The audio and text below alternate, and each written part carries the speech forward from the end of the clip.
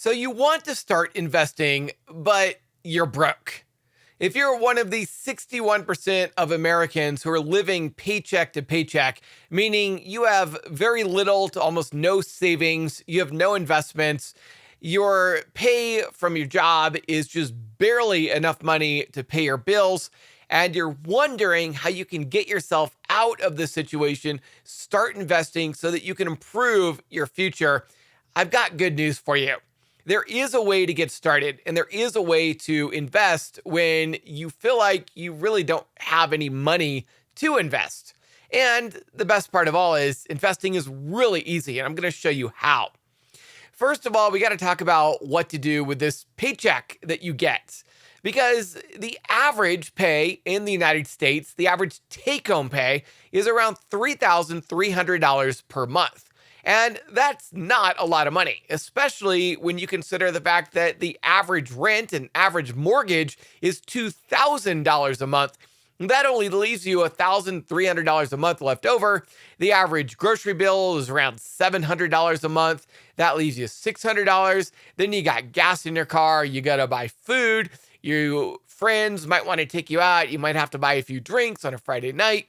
There's so much that expenses have gone up by, and yet our pay just doesn't seem to be keeping up.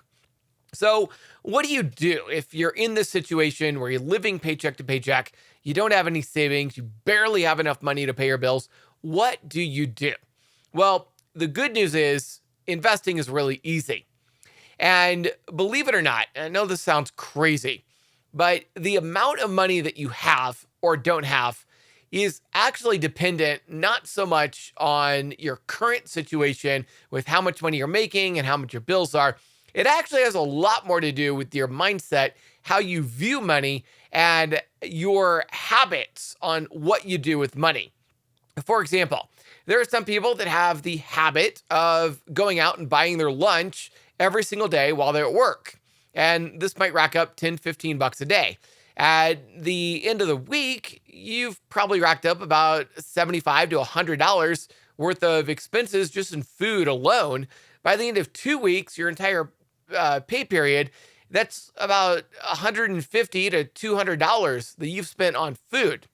There are other people who are in the habit of bringing food with them to work and then eating at their desk every single day. And these people are saving that $150 to $200 every paycheck. And this is an example of how a habit can cause you to become wealthy or cause you to become poor. So the first step is try to look for those areas that aren't really necessary. Now, if you are really, really tight on money, trying to cut back on things that aren't necessary is really, really tough because it hurts. The less money you have, the more it hurts to cut back. Because if you're really tight on money, then there's not a whole lot of things you're buying that are not necessities. So you got to start thinking, can I get rid of Netflix? Can I save that $15 a month? $15 a month might not sound like much, but if you invest that $15 a month instead of putting it towards Netflix, that is $170 $180 per year that you are then going to have invested. So at the end of a year, you could either give Netflix $180 or you could put $180 into your investments. What's more important to you? A little bit of comfort now or wealth in the future? That's what you have to decide. And some people decide, you know what, forget it. I'm just going to give up. I'm never going to build wealth. I'm just going to live my life, enjoy my Netflix, enjoy my lunch at work, enjoy my beer on Friday nights with my friends. And this is what people decide. That's their lifestyle. And that's fine if that's for you. I'm talking to the people that want to build wealth, that want to invest, that want to make money, that want to get out of living paycheck to paycheck.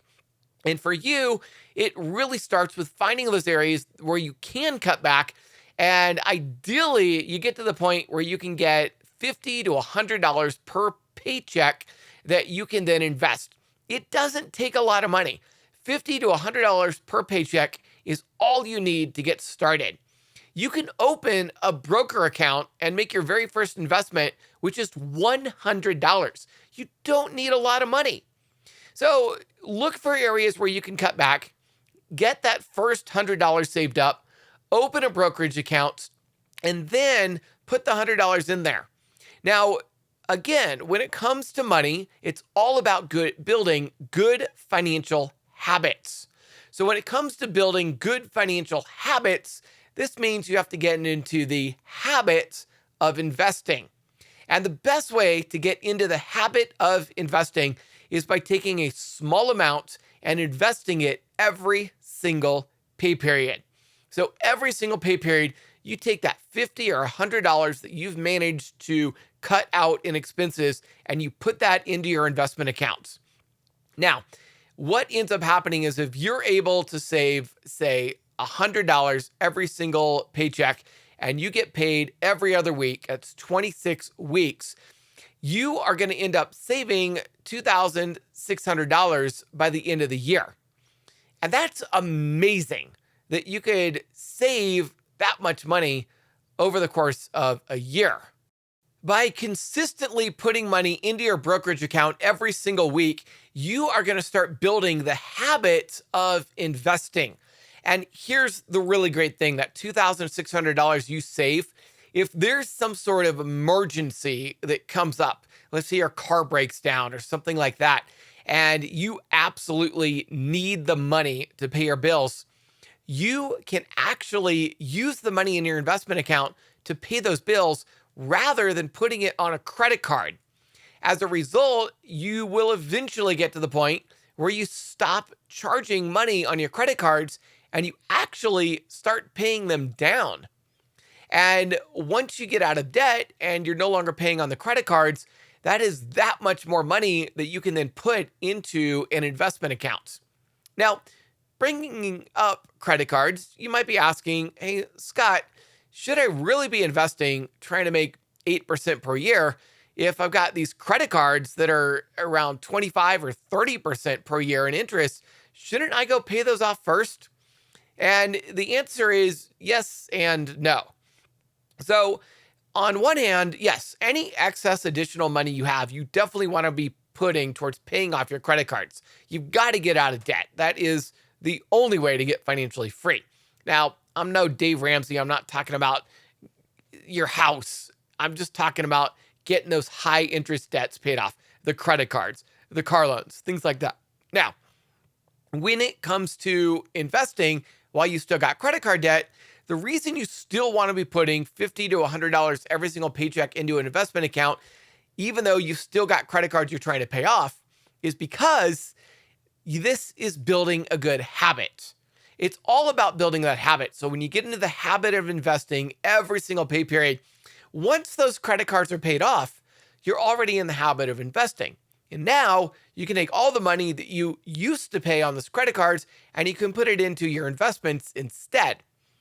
I had a friend of mine that I talked to this morning, and he used to work with me at an old job that I had. And he told me that he was used to living off of his salary at his old job.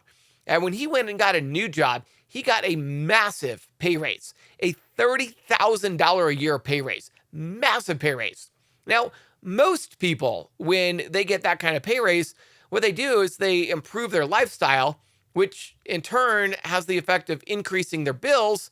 And that in turn has the effect of putting them right back into a place where they're living paycheck to paycheck again. They might go out and get a nicer house. They might go out and get new cars, wear nicer clothes, and they might eat out more. And all of this, all it ends up doing is causing you to find a way to increase your bills so that you're now living paycheck to paycheck once again. But my friend, my coworker, what he did was really smart. He didn't do that. What he said is, I'm already used to living off of a certain salary. I'm just going to take this extra $30,000 per year that I'm now making from my new job, and I'm just going to put it into the stock market. I'm just going to invest it. Every single year, $30,000 is going into the stock market. Now, why did he make that decision instead of improving his lifestyle?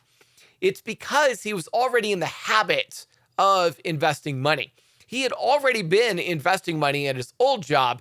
All he did when he got a new job and a higher salary was put more money into his investment account. He was in the habit of it, so when he got extra money, he just did what he has already been doing. And this is why it is so important to build good habits. When you get into the habit of investing, when you get into the habit of paying off your debt, when you get into the habit of finding ways to not spend money, you suddenly have changed your entire money mindset and you have unlocked the key to building wealth. So, how do you invest when you're poor? How do you invest when you're living paycheck to paycheck? You start. That's the answer. You just start. Find that $50 to $100 every paycheck, put it into your brokerage account, and just start. You're going to ask me, Scott, what do I buy? I've never invested in the stock market before. I have no clue how to get started. It's okay. Let me walk you through it. Down in the description of this video is a link to Webull and Moomoo. Depending upon what country you're in, you'll have to select the one that's right for your country. If you're in the United States, you can get access to both. Then you can just pick one. Just pick one of those two. And if you use my link to open an account and deposit the first $100, you're going to get some free stocks to get you started. When you get those free stocks, don't sell them, just hold them, because that's what investing is all about, holding and waiting for the long term. Then what you do is you take that $100 and you want to put it into something that matches the overall stock market. For this, you want to buy something called an ETF. An ETF is basically a single stock that has a whole bunch of stocks within it. That way, you only have to buy one and you get access to the whole stock market. You could buy something like VTI or VOO or SPY. Any one of those three is going to give you access to the stock market. So once you use my link to open the account, get your free stocks, put your $100 in there, use that first $100 to buy one of those three stocks, VTI, VOO, or SPY, and then every single pay period, when you deposit that extra $50 to $100, just buy more of that stock. And this is going to give you exposure to the stock market. Don't worry about trying to find individual stocks. Don't worry about trying to trade and be smart right now. The point is just get started. Until you get $15,000, $25,000 in your account, don't even worry about trying to find different individual stocks to buy, because that one stock, that one ETF is already going to give you exposure to 500 or more stocks. So that is the best way to get started. It's incredibly easy. If you have any questions at all, just leave them down in the comments below. Comment down below any questions you have about how to get started investing. I will be happy to answer your questions.